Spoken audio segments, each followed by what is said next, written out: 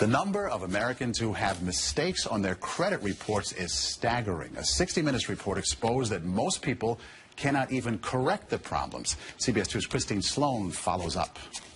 Meg Pasternak says a mistake on her credit report nearly destroyed her credit.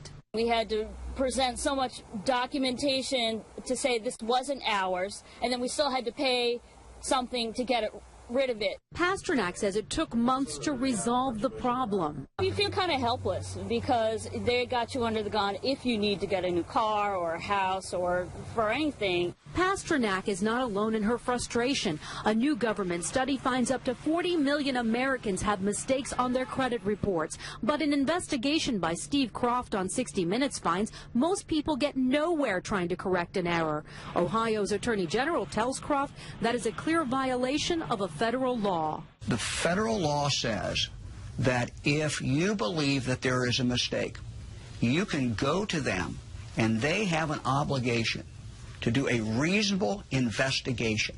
They're not doing a reasonable investigation. End result, if we're successful, is a deletion of that record from your credit report. The credit pros in Newark help people fight agencies like TransUnion and Experian. All the information they receive from a customer, they translate it into a code. They don't forward the letter and the proof of payment to the creditor.